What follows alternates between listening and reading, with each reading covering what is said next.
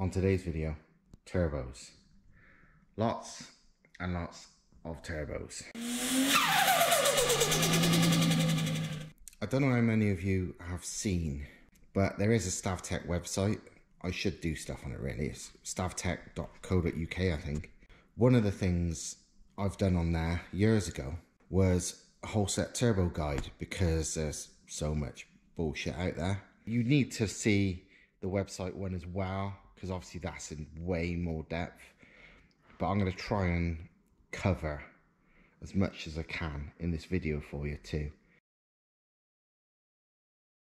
Holset, they've been around forever. They've been around, they're one of like the original turbocharger manufacturers really. They've been around for a very, very long time.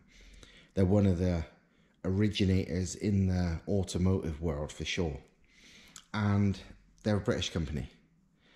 It's weird actually, when I first knew of them in like say early 2000s, late 90s, I honestly thought it was a Scandinavian company, because the only people I used to see running Holsets were all the crazy cars in Scandinavia, and there was no cars anywhere near that crazy anywhere else in the world at the time. But you'd see all these mega power cars, you know, more power than I thought was possible from like relatively small engines. And they were all running Holsets. It's like, honestly, I thought it was like some kind of Norwegian or Swedish company, but honestly, it's a UK company based up in Yorkshire. They're now owned by Cummins, as in Cummins diesel. And in fact, some turbos actually have Cummins written on them as well as Holset. And it's not just Cummins these are on Scanias, these are on all sorts. I mean, look, Scania for a start. But yeah, these things are on everything, and they always have been. And they're definitely, in the commercial and industrial world, they're the most widespread turbo brand. And I think probably overall as well, I'm not sure, but they are big, big. Why people don't know them necessarily in this world, i.e. the tuning world, is they're not interested in the aftermarket. While once upon a time, there used to be a Holset aftermarket division, and they will technically, if you know to talk to, supply to the aftermarket. But no, generally, no, you could not ring up Holset and say, can I have such and such a type or spec of turbo? They'd be like, well, what's the part number? What's the OEM? You know what I mean? There isn't like an aftermarket division. Not anymore. Or because it's such a small percentage of the market. No matter what company it is, 99% of their market is OEM still, because aftermarket is tiny in comparison, you know. And that does make using Holsets or acquiring Holsets quite tricky, unless you know what you're doing, or unless you know somebody who specializes in them. I know Holsets really well. I don't sell them. Well, I do sell them sometimes when I've got them, but these aren't mine. I have literally got these from Compressor Racing, which is one of very few places who know Holsets in an aftermarket sense, as in what does what and where and why and stuff like that. You need to go to somebody reputable. There's a lot of people selling Holsets out there, but most of them haven't got the foggiest what it is from an aftermarket point of view. And a lot of them, no names, but a lot of them aren't even selling legit Holsets. Despite being sort of completely uninterested in the aftermarket, they have got a fair bit of history in motorsport. The turbos have been fitted to Indy 500 championship winning cars. They've been fitted to Formula 1 winning cars. I mean, Ayrton Senna's first ever Formula 1 win was on a car with a Holset turbo. Basically, there's the story behind it. It was on the old Hart F1 turbo engines. And basically, Hart used to use Garrett turbos, and the cars were fast, but they basically blew up all the bloody time. The turbos, that is. And then they were, you know, I think Ayrton Senna went to the team and was like, hang on a minute, because he was like an up and coming star. He was like, you know, you've got to do something about this. These cars are fast, but I'm losing potential wins because my car won't make it till the end. And they contacted somebody at Holset because their lorries, their actual, you know, the lorries they used to drive with the vehicles in and the parts and all that, had Holset turbos on them. And they basically contacted them and said, could you supply us with some turbos that will do the job and live as well? And they did. And Senna had success. And that's what made him the big star that he was. And he went off to all the other teams, Renault and, no, Lotus, I can't remember, whatever. Other teams, bigger teams. And yeah, it became the legend. But his first win was the fact that they put Holsets on it because the Garrett's was blowing up. And that's kind of why I like Holsets even now. People argue this. To this fucking day, people will be like, oh, Holsets are like old laggy truck turbos. It's like, what the fuck, you ain't got a clue what you're on about. Simple fact is, I use Holsets mostly, not totally, for one big reason. And the reason is because I'm all about bang for your buck. And when you combine performance, as in, well, let's say when you combine power, spool up, reliability and price all combined, you still, in my opinion, well, let's say experience, not really opinion, because I don't do opinions. In my experience, Holsets are still the best bang for your buck. And don't get me wrong, I'd be really interested in being wrong. But I've directly asked people before, can somebody prove this to me? Show me something that shows there's something else that's better all round for the equivalent amount of money. And fuck yeah, I'll run one of them. It'd be even better. I only use Holsets because it's the best bet. But nobody ever has. I mean, a couple of great examples of this is, well, my friend Mark's RX-7 back in a few years ago, that I supplied him. Did I give it him? I think I gave it him. It was a Holset HX50. He basically said to me, I need a big single turbo. He's going for like 600 horsepower. I need a big single turbo. Have you got anything that would suit? And I was thinking about it and I was like, you know what? Holset HX50 25 centimeter, I reckon would be right on the money. And that's a big turbine housing. HX50's got a big turbine wheel too. And it had a 67mm compressor, so a fair size, but not gigantic. But it was a very big turbine, so 25 centimeters, like huge. And he sent it off to the tuner and whatever with the rest of the stuff for them to build this engine and all that. And you know, the tuner, as the experts that they like to be, even though they've clearly never seen a Holset in their life, was like, oh, this would never spool, it's way too big, blah, blah, blah, blah, blah. You should buy an EFR, this, that, the other, you know, fucking 1,500 quid turbo. And obviously the Holset, he didn't even pay 500 quid for that. I think it was 400 quid or something. But, you know, typically 500 quid, but I think I sorted him out. It was a cheap one for some reason. Anyway, they was all this, that, the other, and I was like, mate, ignore them, please. Like, they're just guessing. They ain't got a fucking clue. They've probably never seen a Holset before.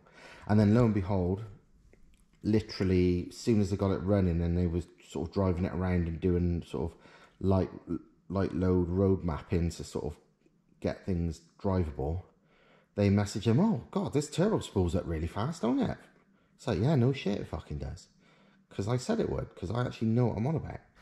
And then when it come to be mapped, it spooled great. It made 600 brake, and it was a weapon, even though the tuners are absolute clowns and the engine was a crock of shit. But either way, the turbo performed amazingly. And that same tuner only does RX-7s, and there's all the same mapper, and they use the same dyno. So there was about 10 or so different dyno sheets out there from the same mapper, same 13Bs, just different turbos on the same dyno, you know, on the same rollers. And from what I'd seen already, it looked like the HX50 was outperforming most, if not all, of the other ones, even though the other ones were all on like these big money Borg-Warner FRs and this, that and the other. So I did like, I collated them all together and did a graph with all of them on it, like one dyno graph with everything on it, and then sort of did all the details of like all the sort of goods and bads of it.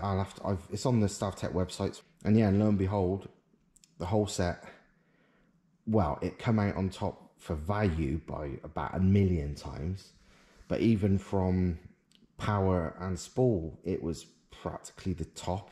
Like overall, I would say it was maybe joint first place. It's not because Holsets are magic or this, that, the other. It's simple fact is, turbos, full stop, are not fucking magic. It don't matter what the brand is. It don't matter what the sales bullshit is. A lot of it is having the right spec. And so many turbos are wildly the wrong spec. Often like far too small a turbine side or this, that, the other, because people are trying to chase like the fastest spool, forgetting that, well, not forgetting, they don't even know, but they're like chasing the fastest spool, which might gain them like 500 RPM low down, but it loses them 1500 RPM up top. It's like, that's not a good trade-off, you know. And it's like, it is what it is. It's just, and yeah, Holsets aren't magic. They're definitely not the best turbos in the world. Of course they're not. There's turbos out there, you know, some of these fancy ones that cost thousands. I think some were 10 grand plus, but there's many at like £2,500 plus. And it's not about that. It's about value for money. I generally don't pay more than, well, say if you get one, well, ignore what I would pay because I'm a right fucking bargain hunter. But say if you're buying off Compressor Racing, you're not paying more than, I don't think, £600 for anything. Between 350 and 600 generally for one. And what advantage is a, I don't know, £2,500 turbo over that? Even that's 3 times the cost. It's not 3 times as good. It's not even twice as good. It's like minuscule, and often not even at all. And the at all thing, I think, is more incorrectly spec'd. It makes such a small difference. Things like ball bearing cores or this, that, the other bullshit technology wheels and this, that, the other. Any improvement is so slight, it's wildly overshadowed by just having the right fucking turbo for you. So that no turbo is like 2 or 3 times better than the other unless one is legit junk.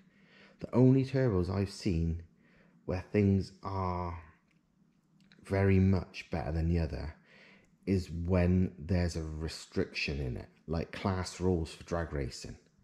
When like they got a maximum of 67 million juicer, so it's just all about getting the most amount of power from that exact inducer size of the compressor. There will be like ones that are way better than others, but in that case, part of the reason it's way better is because the whole fucking turbo has been spec'd to suit that exact application. And these top fucking drag class leading like 67mm turbos and stuff are insane money. And you could do just as well, if not better, if you wasn't restricted by the rules by just having a slightly bigger turbo in the first place. And for most of us, if you're going to be like class leading and of a certain compressor size or whatever, you're stuck. You're stuck spending mega bucks, and this isn't about that. This is about maximum bang for your buck. A common misconception with Holsets is they're all big. That ain't fucking true. They are tiny to gigantic, like pretty much every manufacturer makes. They probably go more gigantic on average than most, but they do ones from like, you know, this sort of size, which is like basically a T25 TD04 size turbos. These are basic variable geometry TD04 size turbos. Up to, you got your middle ground stuff like HX35s and HY35s. And then you got your pretty fucking big stuff like HX50s and 52s. And your big bastards like this, which is a HE600, but these would often be called HX60s and so on. And then you've got really big, which are HE800s and HX800s, no, and HX80s and 82 and 83, which they are legit dustbin lid size turbos. I mean, this is one of the biggest you would have on a relatively normal size car. Well, relatively normal car. 76mm billet compressor wheel. Way over 1,000 horsepower, probably 1,500 plus actually. The HX80s or HE800s are super big, but weirdly you do see them on a few vehicles, because generally big ass diesels, but also oddly there's one on a 180T. The fastest stock chassis front wheel drive car on the planet is a Volkswagen Gol from Argentina, running a 20 valve. Stroke's 2 litre, so it's not technically a 180, but it's a 20 valve head, and it's running twin Holsets, compound turbos, and the small turbo, small is a weird thing to say, is a HX50, and the big one is one of the HX82s, which is the next size up from that. It's literally like a dustbin lid. Absolutely mental, but it's genuinely on a little 4-cylinder 20 valve Volkswagen engine. Absolutely nuts.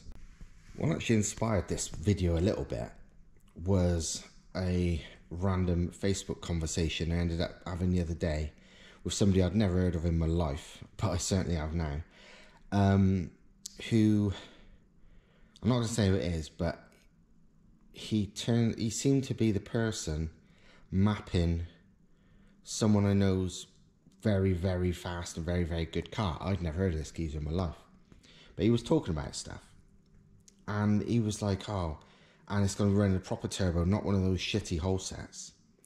And I was like, what the fuck, who is this geezer? So I looked into it, and it turns out he was, or is, a Pulsar turbo dealer. And anybody who don't know what Pulsar is basically Chinese Garrett G-Series rip-offs. They're bloody good for the money, because they are the G-Series turbos, which are $2,500, blatantly copied. Not as good quality. They're proven not to spool as fast or be as reliable as the Garrett equivalent, but fuck's sake, they're about a third of the cost. So, you know, either way, it's just a Chinese Garrett G-Series blatant rip. But anyway, he was a dealer of them, so I thought, well, you know, he would fucking say that. But I've got nothing against those Pulsars, really. I've never ran one, just because, again, I even said to Geezer, I said, because he was slagging him off, and I was like, I had to reply, because I don't know, I just don't like people talking shit. So I replied, was like, okay then, well, what then? Show me. I was like, I would run any turbo, any brand, I don't give a fuck. I got no bloody, you know, I got no particular connections or, you know, with any brand. I go with the best ones that I can get for the money, the biggest bang for your buck.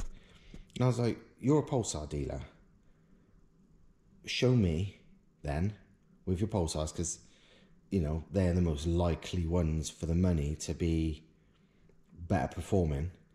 I go, show me one that's better then. I go, I'll go to any brand, I don't care what it is, just show me a turbo that will work better for the money all round, you know, spool, power, whatever. And he just was wittering on some fucking shit, full of excuses and this, that, the other. And he was making out he was a tuner and a mapper, and he had his own dyno and this, that, the other. And I'd never heard of this geezer in my fucking life. And I googled him and stuff, and I couldn't really work it out. There was a lot of vague sort of mentions of him and whatever, but it was very odd. And I presumed he knew who I was, the way he was talking and the way he was going off on one about Holsets. I thought he knew it was me, and he knew I was into Holsets, so he was trying to fucking be a cunt. But yeah, it was really weird. And the more he spoke, the more I was like, oh, maybe he doesn't know who I am, because he's just talking shit. Even when I was posting like proof, do you know what I mean? Like dyno results and whatever from my own shit, he just weren't having it. He was basically, you know, making out like I was talking shit. It's like, I've literally shown you proof here and you've shown me nothing.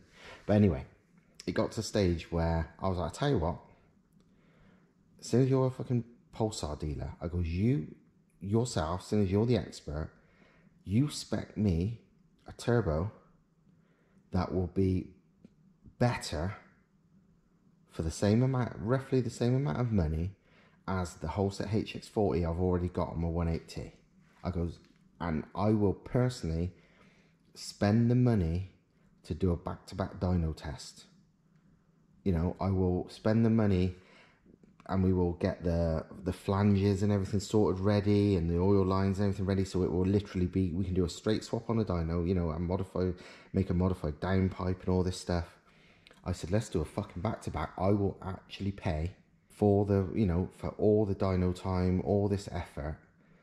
Send me a fucking turbo, one of these things, because them things sell for like 800 quid new, so he's probably paying like bugger all for them anyway. And I was like, tell you what, you do that, and I'm going to film it either way, good and bad, and do a write-up on it. And we'll see who wins. And I goes, if it's better, if this thing is better, I fucking buy it. And I'm going to show it. So there is no bullshit. It'd be the best bloody advertising in the world, and it's free. And yeah, he went a bit quiet then and stopped actually, you know, stopped actually being the big man then, because I think he realised, hang on, I'm kind of calling him out. And then he said something else, and I posted a picture of that dyno graph I mentioned earlier with the RX-7s and the HX50. And he was like, oh, I can't even read that. Oh, you got a link to some high res. Just, again, trying to, like, bullshit it, like, just to be a cunt. So I sent him a link to the actual Stav-Tech website with all the info on there. Like, it's detailed. And he just stopped replying. Just suddenly, from replying, like, 3 replies to every one of mine, just going on and on and on, properly trolling, being a cunt, he just went quiet. And I think he didn't actually know who I was. After all, I presumed he did. Maybe it was me being like, every cunt knows who I am, but I guess he didn't, because as soon as I posted that and he read it, he suddenly was like, oh fuck, this geezer's not just some random dickhead. He actually knows what he's on about, and he just never replied ever again. Another good thing to talk about with Holsets is the turbine houses, because they use not AR, which is what people are used to when turbine housing sizing. They use centimetre, so 12 centimetre, 11 centimetre, 20 centimetre, whatever, rather than like AR 0.63 and that kind of stuff like Garrett's are. And it's not that weird, because Mitsubishi use that, you know, all the TD04 turbos, which are on everything from your mum's fucking shopping car to McLaren P1s to everything under the sun. Yeah, Mitsubishi turbos are like it. Who else? Borg Warner and KKK were like it until relatively recent years, and others. It's just a different thing.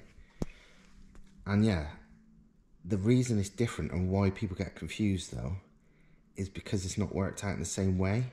And this, most of these online conversion things you see listed are complete bollocks, because they're clearly written by people who don't even understand how it fucking works. I've got one on the website, and again, I wouldn't call that 100% accurate, because it's probably not, because it's almost impossible to be 100% accurate, but it's a fairly close guide, and I'll quickly explain now what the deal is. basically, with the AR calculation for housings, compressor or turbine, but you don't really have it.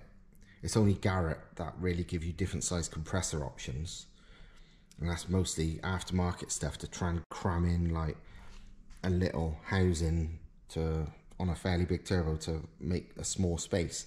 It's generally not a good idea. It really limits what any given compressor size can do, which is why Holsets tend to have gigantic compressor housings, because it really does make the turbo way more efficient for any given wheel size. You see it a lot on a lot of Garretts. I remember some of the even back in the day with like GT35s and GT30s, you would have the ones with the compact housings, and they would make like 50 plus horsepower less than the ones with the big housings, even though it's the same size wheel. But anyway, back to this. AR is, it's like area radius thing. It's a calculation. It's not a calculation you've got to be able to do yourself, so don't even fucking worry about it. But the deal is though, AR is related to the general turbo size, or most accurately turbine wheel size. That's because my dog accidentally bit me the other day. So yeah, it's related to the turbine wheel size. So say you've got like a tiny little turbo and it's 0.63 AR, the housing will be so and so size. But then if you had a gigantic turbo and the housing was 0.63 AR, the housing would be way fucking bigger, because the AR thing is like the equivalent size compared to the turbine wheel size, if you know what I'm saying. So the bigger the turbine wheel, the bigger the housing will be for any given AR. The centimetre thing, centimetre squared is like or centimetre cubed, whatever it is. Just call it centimetres, because it don't matter, because again, you can't realistically work it out. The deal is then, the housings are roughly, at least, the same regardless of wheel size. So say you've got a 5 centimetre housing. A 5 centimetre housing on a little turbo will be a fair size, not massive, but a fair size. That's a 5 centimetre housing. But a 5 centimetre housing on a giant turbo would be the tiniest fucking thing in the world in comparison to the turbo size. I mean, have we got any good examples here? Let me see. Here's a fairly good example. This is a HY35 7 centimetre. So a fair sized turbine, but a 7 centimetre housing. This is a HE200 5 centimetre. And despite the turbine wheel being literally half the fucking size of this one, and the power capability about half, because this is a 5 and this is a 7, they're very, very similar. If this was two turbos with 63 housings, but different size turbos, the housing would be massively bigger on the bigger turbo. But with centimetre squared, it's around the same regardless. So yeah, that is smaller because it's a 5, not a 7. But it ain't much different at all. And that is the key with this. And this way you can't say, you know, 0.63 is the equivalent of whatever, you know, 0.63 is the equivalent of 12 centimetre. No, not at all. It'd be the equivalent on one size turbo, but not on others. You know, it's just doesn't work like that. Like, it will change per turbo size, and that's what I've got on the website. I will say, like, for a HX35, a 12 centimetre is roughly this AR, a 16 centimetre is roughly this AR, and so on. I mean, like, this turbo, that is a 22 centimetre housing, which is, for a normal size turbo, pretty big. But for a turbo that size, it's fucking tiny. Look at the compressor and look at the turbine side. Because because 22 on a turbo that big is incredibly small. This would be, I'm not sure without doing some working out, but this is going to be like probably, I don't know, probably an 82 housing at most by the looks of it, because it's absolutely tiny versus, wow, versus the wheel size as much as everything.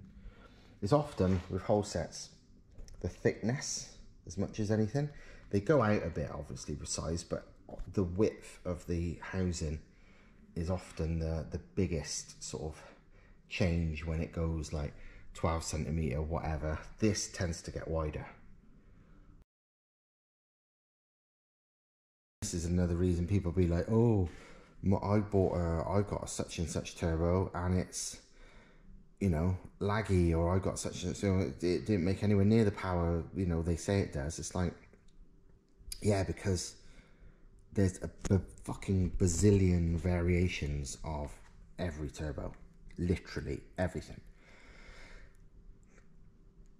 HX35s, for example, if I remember rightly, there's like 800 plus variations. And don't get me wrong, most of those variations are super slight. They're like a slightly different flange or a slightly different angle. Everything's, you know, rotated and whatever. But regardless, even without that, there's at least probably 8 or so different compressor wheels. And they, you know, the difference between the smallest one and the biggest one is over 100 horsepower in power capability. There's, while the turbine wheels are, there's one main size, I know of at least 2 more that are still badged as HX35s, even though they are a slightly different size. And housings, there's fucking loads of them. So you can have anything from tiny, like there's 6 centimeters, the smallest I know of a HX35 badge thing, but I don't even class that as HX35, that's another story. But there's like 10s, 12s, 14, 16, 18. I don't think it's bigger than 18 on an HX35, I'm not sure. But either way, there's massive variations. So you could just go and buy, oh, I've got a HX35 or I've got a whatever. It means fuck all, really. Because unless you know the spec, it means nothing. Because what spools super fast in one spec will spool super slow if you got another spec. And one that'll make fucking 600 horsepower in one spec won't even make 400 if it's another spec. So it's like, yeah, the names are a very, very vague guide. On HX and HY turbos, if it ends in a 0 or a 5, the compressor and turbine side are relatively matched in Holset terms to each other. Obviously, housing size, it can vary massively, but wheel size, they are relatively matched. If it ends in a 2 though, as in HX52 or HX32, that generally means the compressor side is kind of one step up from the turbine, which basically means good for small capacity, high performance engines, because generally means a shitload of compressor flow while having real good spool, which is why things like HX52s and HX32s are super popular, because like 52s, you see them, well, they're proven making like way over 900 horsepower on little 2-litre 4-cylinders while still spooling up really well, you know. And it's because they've got big ass compressors but relatively small turbine sides. I mean, compressors, it varies on which one you buy, but, and this is another thing again, I've seen HX52s as small as I think 62 mil inducer. Most of them are about 65, 67, and I think there's some in the 70s. But that's like a difference of a couple of hundred horsepower, at least. The top ones of these, you see, well, even the 67 mil ones of these, they're proven at 900 plus horsepower. But you ain't going to make that out of a fucking 62. So, yeah. And the turbine wheel size, that's generally 70 on these, but I've seen them when they're actually 72, which is more like HX50 size. but that's another story. But yeah, HX52s, again, there's a variation of turbine housing size. This is a 10, which is the smallest I've seen. There's 11s, there's 13s, and the most common one is a 16. They're all very fast spooling. Even a 16 spools up at a fuck all, even on something small like a 2.8 litre. And that's not even twin scroll. Twin scroll, really fast. So yeah, I do like an HX52. But yeah, there's just variations on everything. So you have to know the spec. And that is why I always say just go to someone like fucking Compressor Racing to buy your turbos, because you don't just want a HX52, you don't just want an HX35. You need to know the fucking spec that suits you, you know, because most of them will not suit you. So, you know, HX50s are probably the biggest weird one, because they're like, they vary so much in size and capability. You get HX50s like the one on my friend Mark's RX-7, the one I spec for him, which are HX55s in everything but name. They're just a compact version. I mean, if you look at the housing size compared to the 52,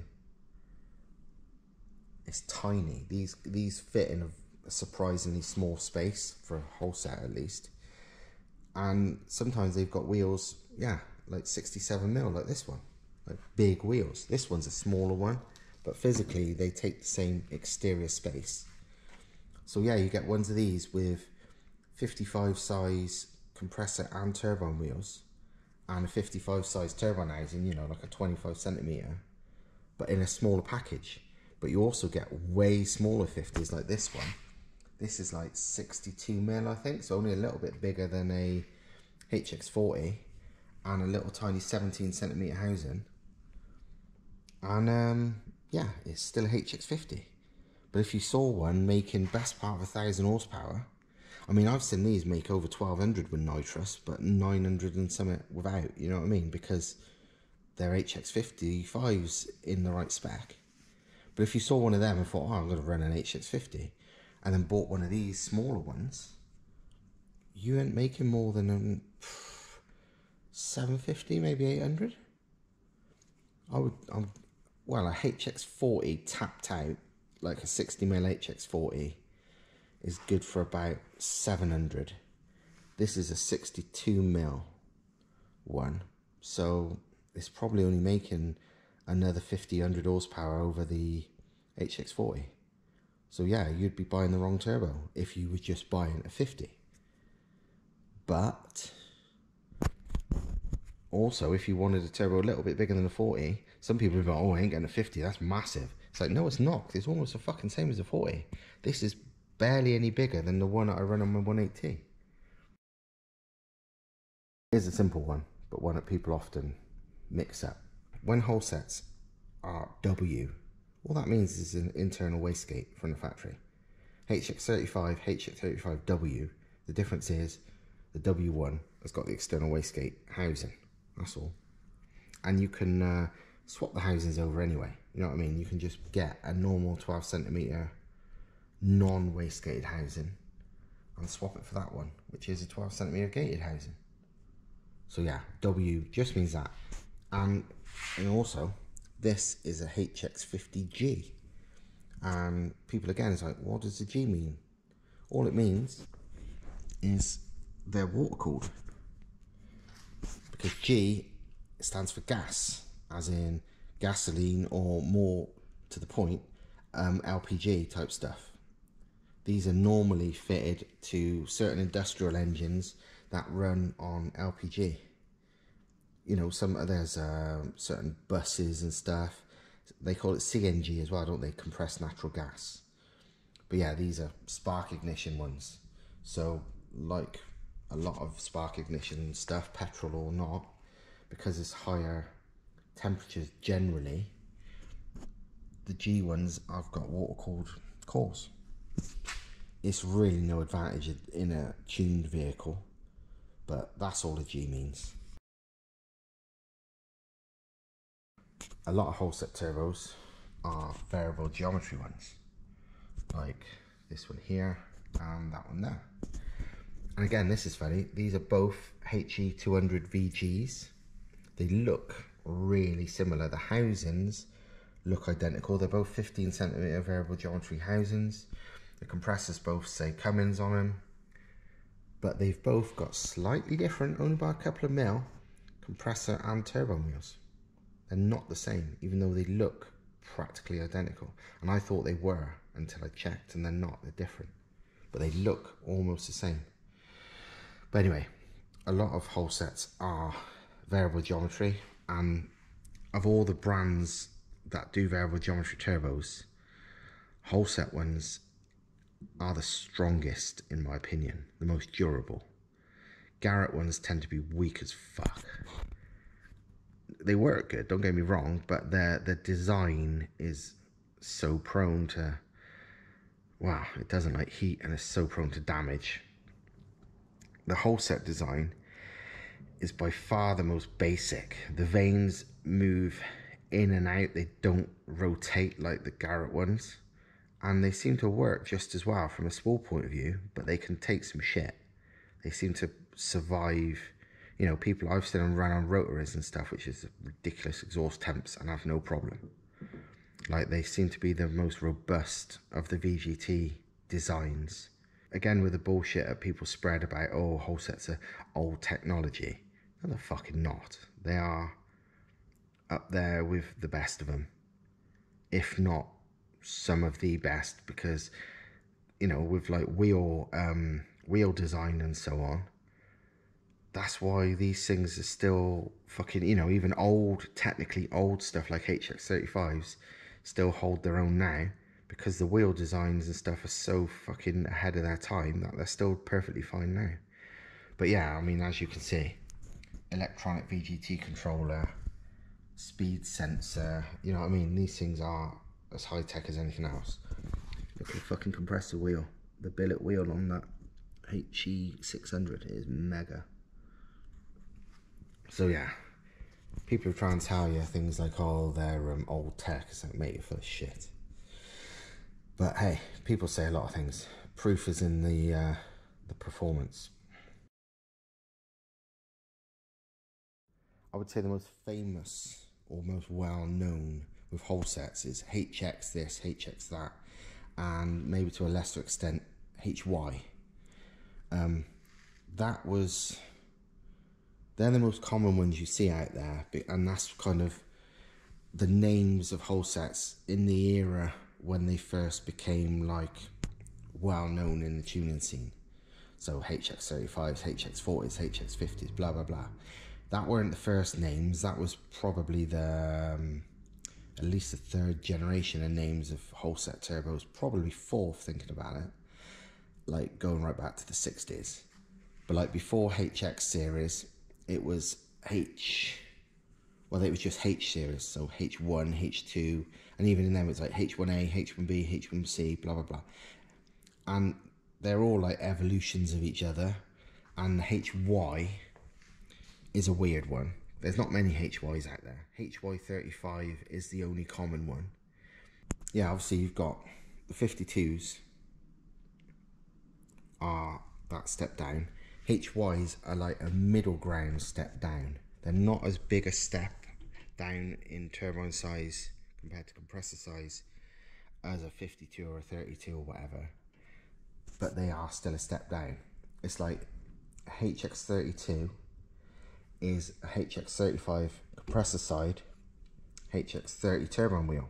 A HY35 though is a HX35 size compressor, but with a wheel that's bigger than a HX31, but not as big as a HX35 one, and still a small turbine housing. Yeah, it's quite confusing. The only other HY you would ever see, really, is there's HY30s, and they're rare as rocking or shit, so good luck seeing one. I've never seen one in the real life, only in pictures. And there's HY40Vs, which are variable geometry older turbos, and I don't even know why they're really called HY in that spec, because they're just a variable geometry HX40 in wheel sizes. And I can't remember if there's any others, but it's HY35 is the only common-ish one. And even this one isn't common because this is a 7cm housing version, so mega fast spool. Probably the rarest one because they're mostly 9 and 10cm. But away from the most common HX series, Holset HE numbering is, or naming, shall I say, nomenclature, I think is the real word, is quite confusing when you're used to HX stuff. It's really, really vague nowadays, but I'll get onto that bit in a minute. But initially, it was not too confusing. It was a bit different. It was always HE, which is just the series of turbos, and then 3 digits. So 111, 234, blah, blah, blah. Yeah. The last digit always seems to be 1. I don't know what that means, but it's irrelevant because it's always 1. So ignore that. We're just talking about the HE, which is the series, and then the next 2 numbers. So the first number, I've never seen it start with a 1, but it probably exists. It might do. I don't remember. Generally, the smallest you'll see is 2. A 2 series turbo is one of the smaller ones, like this sort of size. Like you'd imagine, well, in the Garrett world, it'd be the same. They would be classed as like, you know, the G25s and whatever. Small frame turbos. That is the 2. And then the second digit refers to how big the compressor is versus the turbine. A 211 is, that's a 211. It's got a relatively small compressor wheel. Not tiny, still quite big actually, but relatively. A 221 has got a slightly bigger one. Hence, it's a 2, not a 1. They're not interchangeable at all. The 221 has even got a slightly bigger turbine wheel, but it's the general frame size. Same as it is with the HXs. They're still big differences. And with the bigger ones, it does vary a little bit more. Like, for example, a HE341 is basically a HY35. So the 3 is this general frame size.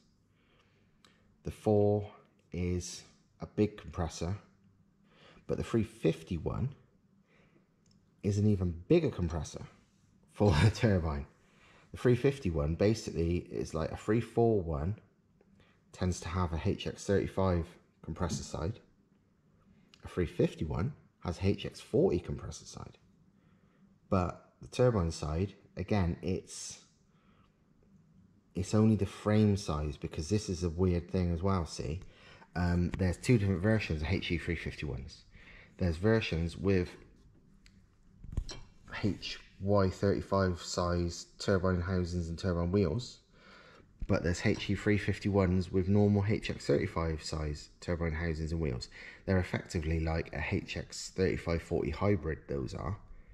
So yeah, the HE thing is quite confusing then. I mean, it was the same with some of the bigger, a lot of the ones named like that are the sort of fairly big VGT turbos. They're like 451, 541, blah blah blah blah blah.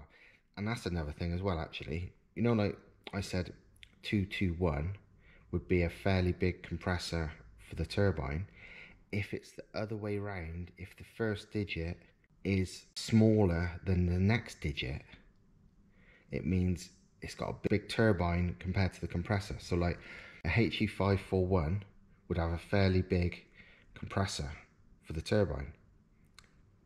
A HE451 would have a fairly big turbine for the compressor. So yeah, confusing. I'm confusing myself even talking about this. But to take the piss even more, HE series numbering hasn't got like the 221 and whatever. It is literally the series. So it is now HE200, HE300, HE400, HE500, HE600, HE800. Doesn't tell you anything else. It's now just 2 zeros instead of some numbers. So that makes it vague as fuck. I mean, like HE 200 series is like anything from like teeny turbo to a relatively big one. There is a HE 250 series, which is fairly rare, but that is a kind of middle ground. It's like smaller than a HY35, but bigger than any of the HE 200 series. But again, now these are just called 200s. You just gotta buy from somebody who knows what they're talking about, or know what you're talking about yourself, to see which ones is the right ones. Because like a HE 300 can be anything in that frame size, from like a fucking not even 400 brake turbo to a 700 brake turbo. A HE 400 series can be anything from about a 600 brake turbo to 800 odd. HE 500 series can be anything from like 600 to 1000 plus. HE 500 series, HE 600 series, these big motherfuckers, these can vary wildly too, from like 1500 plus to about 1000. Some of these I've seen at HE 600s. I've got HE, the massive 76 compressors, like there's some massive housings, but HX55 turbine sides, but they're still called 600s. And HE 800s are those dustbin lid motherfuckers, and they can be anything from like cast iron compressor housing pieces of shit with, you know, just for like weird boat applications, to things with like 140 million juicer compressors that are like fucking unbelievable and can make like 3000 horsepower each. But you don't know anymore because they're just called 200, 300, 400, 500, 600 and 800 now. So yeah, thanks for that Holset. Luckily for people like me, or you know, whatever, I can tell just by, I get a good idea just by looking at stuff. Like even in pictures I get a vague idea, and obviously I know by measuring wheels and housings and stuff exactly what the deal is. And that, but obviously you can't do that yourself, but that's why you just buy from some people who know, like Compressor Racing. I tell you a really important one: knowing what Holsets are real and what are Chinese bullshit. The reason being, Holsets are one of the most commonly Chinese copied turbos out there, purely because there's so many Holsets out there. Like I said, they're one of the most, they are, I would say, by far probably the biggest name, most common name of turbo in the sort of commercial industrial world. So of course there are going to be more copies of these than anything else. The most obvious thing is it says fucking Holset on the housings. If it doesn't say Holset on the housings, it's not a real one. There's quite a lot of companies. What's that wanker called? I think there's one in, I think it's in Poland or somewhere, called Turbo something, I don't know. He sells a lot of Holsets and sells them as genuine, or sells them as like genuine refurbs and all that, and they haven't even got like Holset written on the housings, and it's like, how much of that turbo is real? The compressor housing certainly is not. You will not find a Holset without Holset on the fucking housing. Simple as that. The badge though, this is a big fucking sticking point for me. There's a hell of a lot of Holsets for sale I see, and they've not got the original badge on them. They've stuck some other badge on it, and it often says Holset. It's often got the Holset logo. It'll say like Holset HX35 blah blah blah blah. That's not a real badge. They have added that themselves. All Holsets have a fucking badge that looks either like that, this style, or that style, or that style. That style is usually ones made in China, but genuine Holsets. That is generally the older style, which is weird because this is a really new spec turbo, and this style is mostly what most of the modern ones are built elsewhere in the world. But anyway, if they're not that kind of thing, if it's just something that says Holset or whatever on it, it's like, I don't trust that at all, because that's not real. What are they hiding? Why is it on there? Why is it because it's not a fucking real Holset at all? I don't know. But yeah, generally, apart from that, yeah, there's nothing, you know, sometimes I've seen these genuine badges that are like ridiculously fake looking. I don't know if they're real or not, or if they're just shit, but I wouldn't trust them either. But I've only seen a couple of them in my life where the badge looks like someone's engraved it with their fucking toes. But yeah, speaking of badges, I will explain a couple of things. See the H there?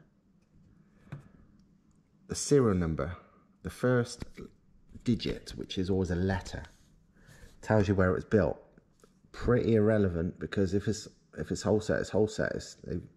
There's just as much quality wherever. But H is Huddersfield in Yorkshire, as in their original HQ. So that's why this one starts for H. This one is also a H. That one, this one here, D. You know what D stands for? Delhi. This was made in India. So D is Delhi. That's another H. W, you'll see a W a lot. That's Wuxi in China. They've got a very big factory in China, in Wuxi. So you'll see a W. W. W. This one, let's see.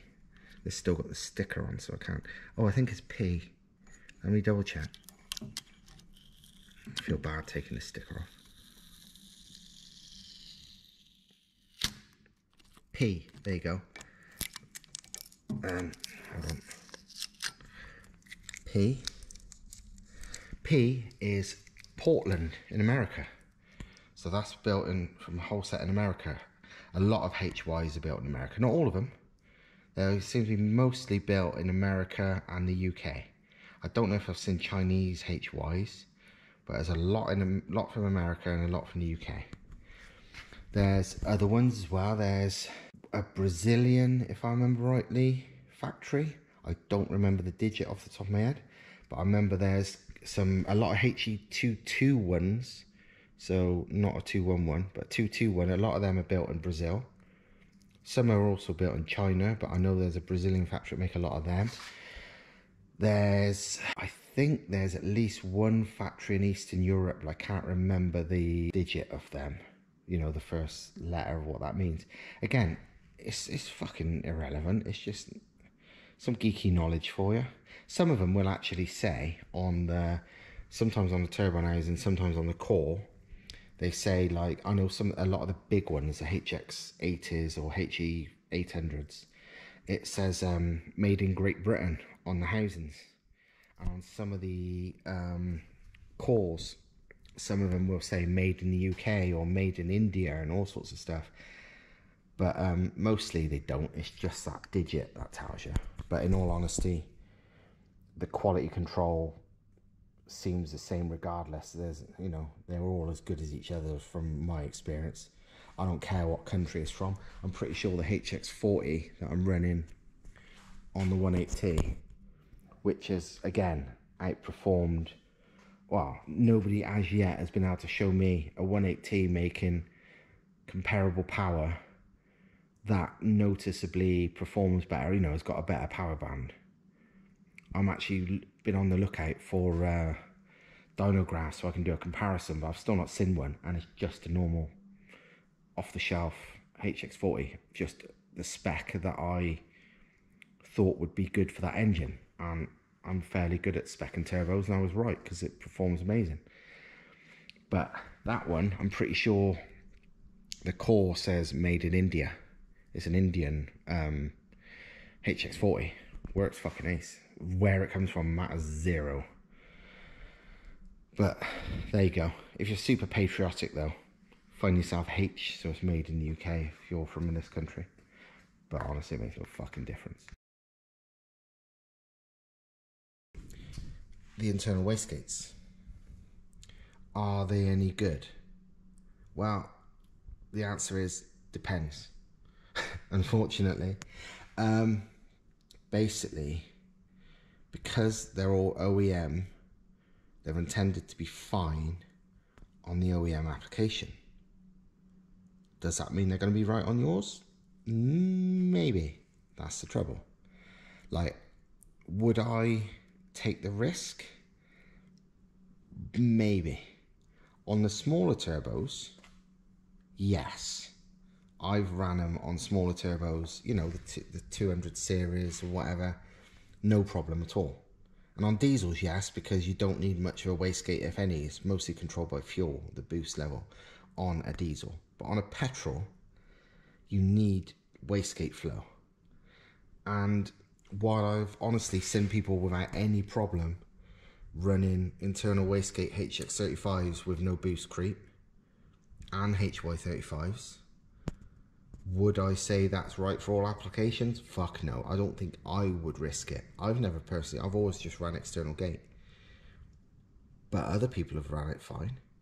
And it gets even more confusing when you got things like this one, which is internal gate, but being a G-code one, it's made for spark ignition engines, gas engines. So the wastegate is fucking massive, so this would have no trouble. You know, the wastegate is bigger than most external wastegates. So yeah, you take your chances. Personally, every time I've ran HX35, HY35, whatever, even when they're internal gate, I just remove the actuator, weld the gate flap in the closed position, which takes like 2 seconds, and then just run an external gate. It works just the same. You know, easy peasy. But yeah, you take your chance. I mean, that's the thing with this. It's like loads of people have no problem with running internal gates on HYs, for example. But would I take the chance? I don't think I would, because if it doesn't work and I get boost creep, to fix that problem, I need to then change it to like external gate or whatever. Whereas if I just do external gate in the first place, it's a lot less work than doing things twice. I mean, another thing you can do is port the wastegate hole, make it a bit bigger. But again, most people ain't got the fucking skills to do that anyway, even though it's easy. So it's up to you. But personally, I don't on the bigger ones, but I happily will on the smaller ones. You know, your choice. Fucking twin scroll. Twin scroll is good, as long as you've got an engine with an even amount of cylinders. On a 5-cylinder, for example, or a 3-cylinder, twin scroll is not that effective because you can't, you know, space them out properly as such. But twin scroll is a good thing, very much so for sport. Like literally on a 2-litre, a good twin scroll manifold, say if it's this turbo, for example. No, fuck it. HX35, great example because it's been done a million times. A HX35, 12 centimetre on your average 2-litre fucking shitbox. Full boost with a single scroll manifold and that same housing there. So a twin scroll house, because you can run a twin scroll housing on a single scroll manifold, it doesn't matter. But yeah, with that, say quite high boost, 25 psi boost, single scroll manifold, generally it seems to be about 4,500 RPM. But with a twin scroll manifold, a good setup, you see that same exact turbo hit 25 psi at 3,500 RPM, like 1,000 RPM sooner. And how much sooner it is, it depends on the engine size and the turbo size and all that. But fuck yeah, it makes a big difference. It's like mine. My turbo is a HX40, 16 centimetre. What most people would say is massive, even if it was on a 3-litre. I'm running it on a 1.8T, but because it's a twin scroll manifold, do I have any problem spooling? Fuck no. I make half a bar by under 3,000 RPM. I mean, comparing it to like, I saw one the other day where it was a Mark III MR2 like my 1.8T is, but with a K20 in it. Modified K20 exhaust, this, that, the other, just optimised. Made about 250 horsepower, so less than half what mine makes, but bigger capacity, of course, and NA, high compression. Mine is quite low compression. That's like, I think that's in the mid to low 8s. So that should, the bigger capacity, higher compression engine should have more low down than this. That had way more torque on my dynograph, low down, you know, at like 2,500 RPM than that 2 litre high compression engine did. And it also had more up top as well, because this thing revved out till 8,000 RPM, which is roughly where this K20 was going to. So yeah, a good twin scroll setup and a good Holset is a fucking hell of a match. Another thing to talk about is ball bearing cores or journal bearing cores, because so many people, and it's the salesman's fault, the fucking manufacturers selling these aftermarket turbos fault, but so many people believe ball bearing makes the turbo spool so much faster, being ball bearing versus journal bearing. It's fucking not true. Even if you read between the lines of what even Garrett state, they basically trying to say the spool up. They're not trying to say it spools up at 10 to 15% lower RPM than before. They're trying to say the spool rate between sort of 1 PSI and whatever maximum PSI is 10 to 15% faster. That's what they're not even trying to say is lower RPM. So people believe in like a ball bearing turbo spools at lower RPM is bullshit. What makes the turbo spool better at whatever RPM is far outweighed by having a good manifold design, having the correct turbo spec, having the correct mapping. The ball bearing versus journal bearing thing is fucking minute, not even necessarily sort of noticeable. Well, it's certainly not noticeable, and it's certainly hardly anything you'd even pick up on sensors. Even Zona Rotor, I've got literally recording of an interview with the owner of Zona Rotor, and if you know turbos, Zona Rotor's proper high-end expensive ass turbos and all ball bearing. Even he said on this interview, ball bearing, journal bearing makes no difference to spooler, because it's bullshit. Ball bearing has numerous advantages, but spooler is not one of them at all. And again, these numerous advantages are, again, they can be outweighed by stuff, because technically ball bearing has got better ability to cope with thrust loads, but Holsets have got incredibly strong and capable thrust bearing setups, so these can handle a fucking shit ton of thrust load without an issue, unlike a lot of journal bearing turbos which don't last fucking 5 minutes. So yeah, nothing is face value with anything. There's reasonings and bigger issues that people don't think about, and the ball bearing versus not thing is certainly one of them, because like I said, my engine, Mark's engine, countless other examples, it's like non-ball bearing turbos and they're outperforming the ball bearing ones, because that's not the biggest fucking issue when it comes to spool. The final thing to talk about here, and maybe one of the most important ones, is oil feed and return. Always the questions on these. Do these need a restrictor? What size oil feed you need? Blah, blah, blah. Or even, my Holset smoking is brand new, it must be fucked. No, it's not. It's not broke. No turbo just breaks like that. Technically, these should not need a restrictor.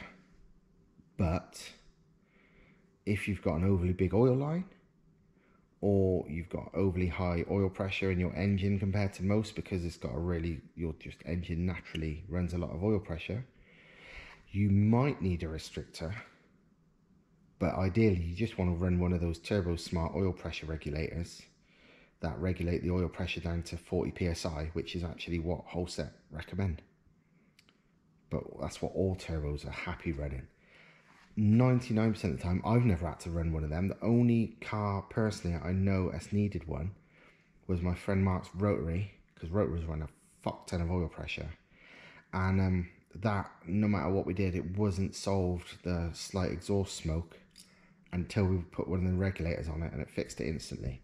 With me personally, on normal engines like this, I just run a normal, like a dash free, so not massive. You can run dash, you know, dash 3, dash 4, but I always run dash free, oil feed. Never had a problem, no smoke, no nothing. Never had to change anything afterwards because it smoked. I mean, this is my oil feed on this. It's just a normal dash free line. So yeah, but 99% of the time a Holset is smoking from new or near enough new is because they fucked up the oil return. Because Holsets, because of the way they work, the way they're designed to need a big oil return. Like they state clearly in the fucking instructions for like HX35 size turbos, they require a 19mm ID minimum oil return line. And that's way bigger than your typical Garrett, this, that, the other, or any other brand really of the similar size turbo. So people often fit the generic eBay whatever fucking flanges, and then they're smoking like fuck, and it's like, you know why? Because you're trying to return what's meant to be 19mm ID with a 10mm pipe. Because things like people are like, oh yeah, but I'm running a AN12 fitting. It's like, yeah, and most of these AN fittings are nowhere near the size internally that they should be. So just because externally it's like fucking 25mm, internally they're often still only 15. Literally, I mean, it doesn't take much common sense to understand, right? You've got an oil return. Look at the size of the hole. You just make a pipe the same fucking size as the hole. Simple. And that hole on this one will be about 19mm. Just run that size. It doesn't take a fucking genius. You know, if you look at a hole that big, you think, oh, I know, I'm going to put a fucking pipe as half the size of it. Of course it's going to be no good. And some of them, the smaller turbos, got way smaller holes. Just run a smaller one, it's fine. But on that, you run a pipe as big as the fucking hole. I mean, let's have a look at this one. I bet this one's got a way bigger hole.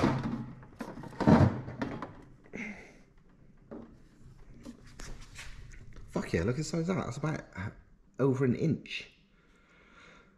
So, yeah. But if you tried to bolt a bloody 15mm typical, you know, shitbox AN fitting on it, it's got to smoke.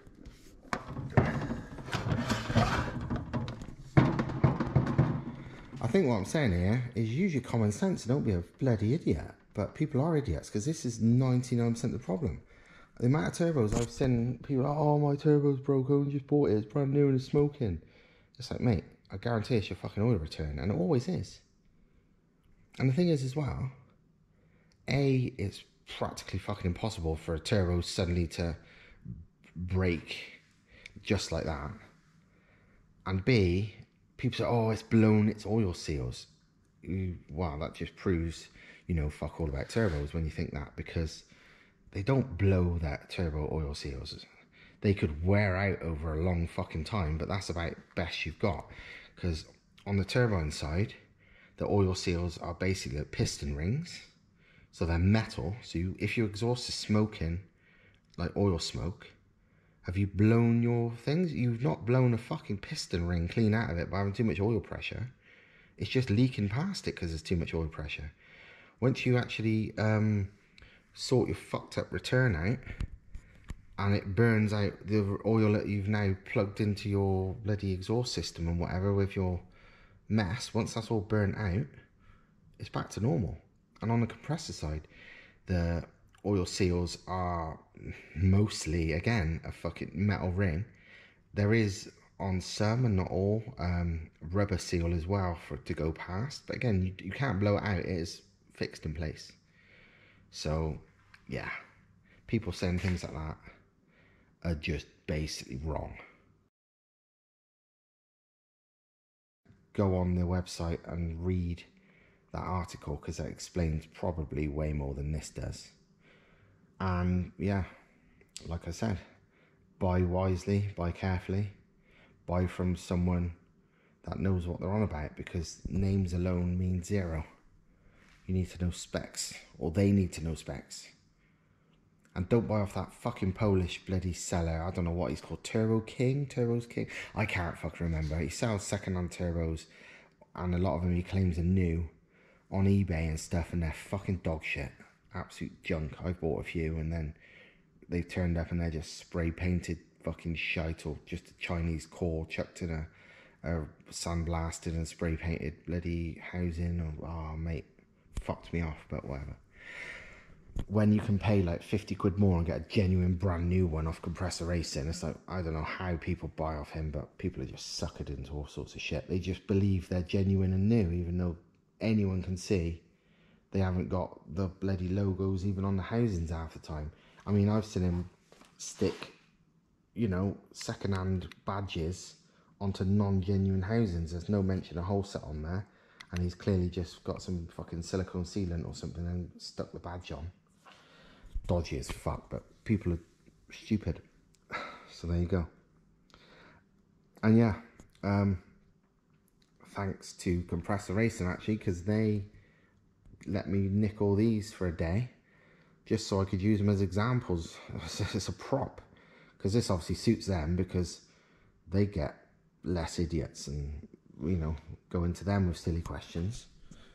So they was happy to do this. But yeah, thanks that I managed to get these. Apart from now, I have to pack them all back up and take them back, and it's a pain in the ass.